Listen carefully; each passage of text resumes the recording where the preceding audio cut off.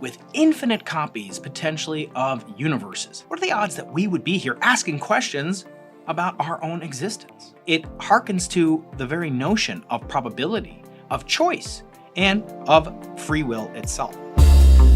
The question has parallels to the many worlds interpretation of quantum mechanics. Quantum mechanics itself is deterministic.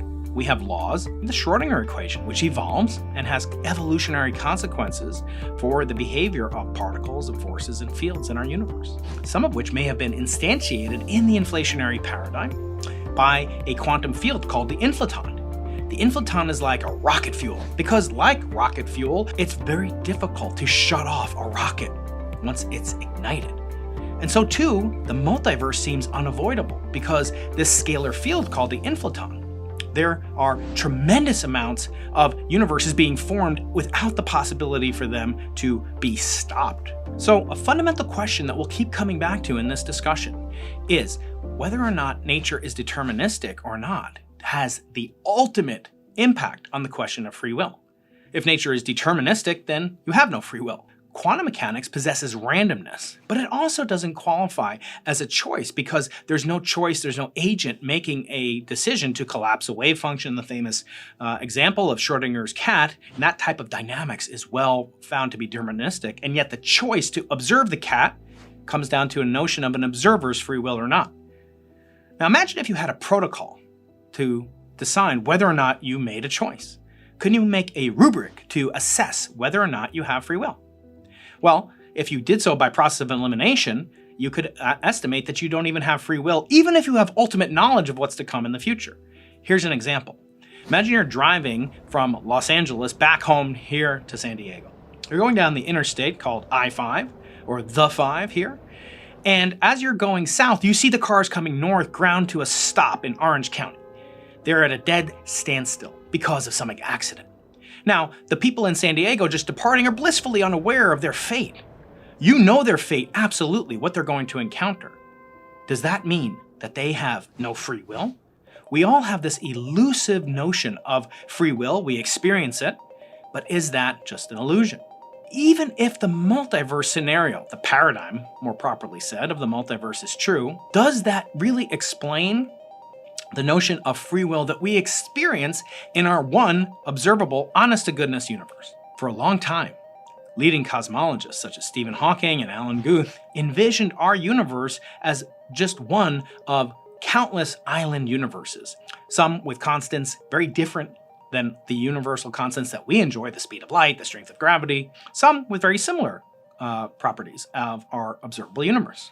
There'd be outliers, and there'd be some that have just the right Goldilocks-like properties to support life that could later ask the question of why is our universe so particularly finely tuned to our existence to ask the question that I just posed. Many physicists find the concept of the multiverse anathema not only to physics, but to all of science. Past guest Paul Steinhardt has even deemed the multiverse the ultimate cop-out, claiming it's not only bad for science, it's bad for society because it undermines the notions that we have used as a scientific method for over 400 years. But what about the very notion of choice, of chance?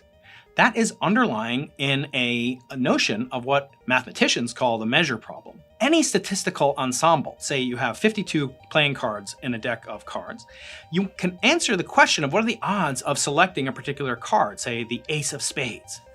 Well, you can answer that because you know the total amount of possibilities, the 52 cards that I mentioned originally, and the ace of spades is just 1 out of 52. So you know exactly what the probability of drawing a particular card is.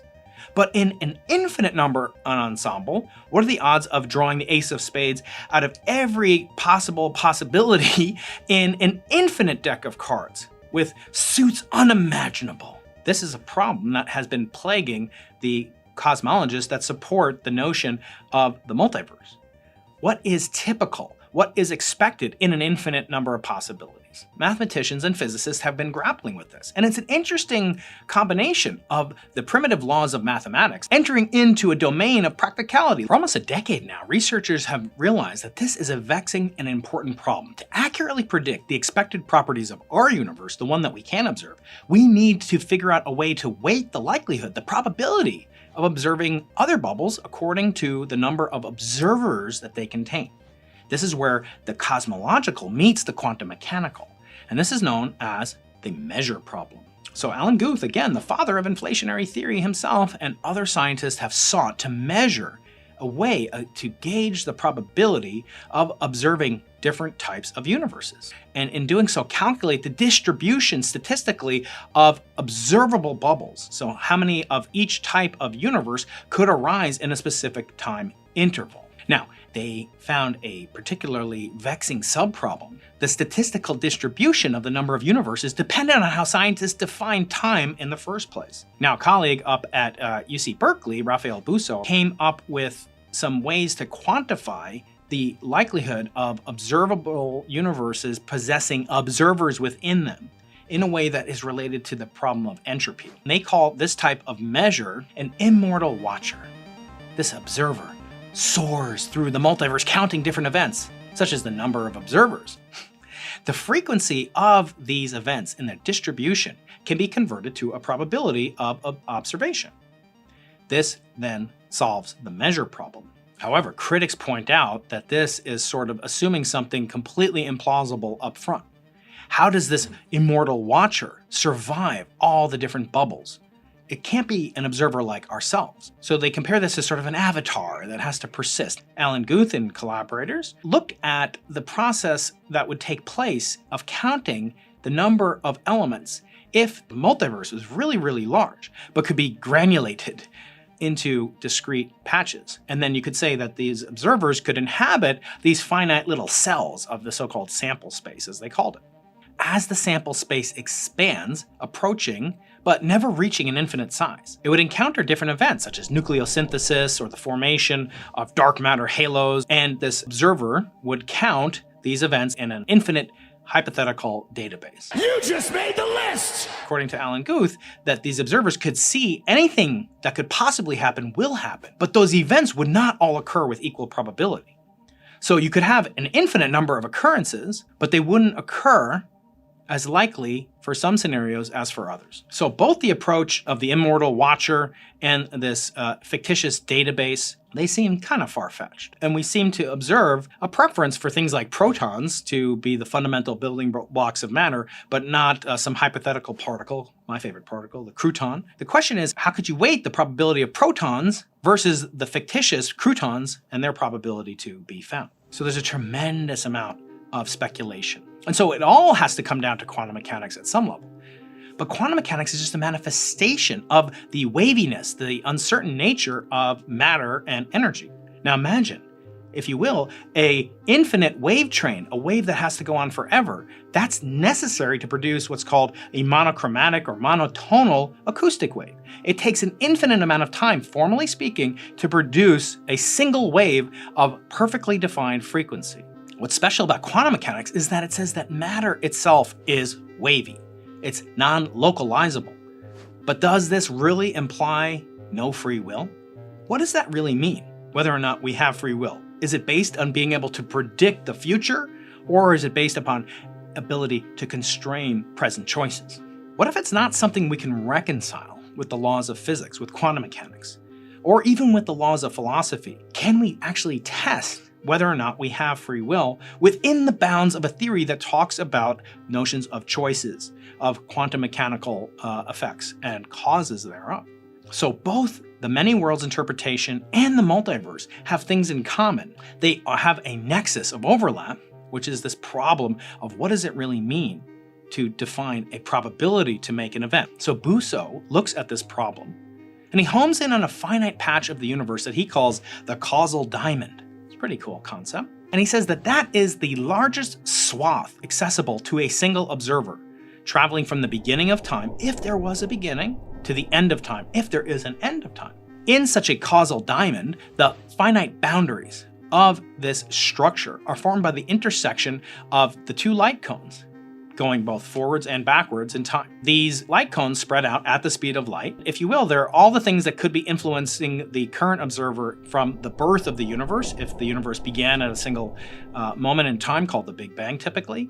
And if indeed it proceeds into the future, all the events are in the forward light cone that this particular observer, say yours truly, could influence going forward. Now, because of the causal diamond structure is finite, it avoids some of the infinities and formally avoids the measure problem.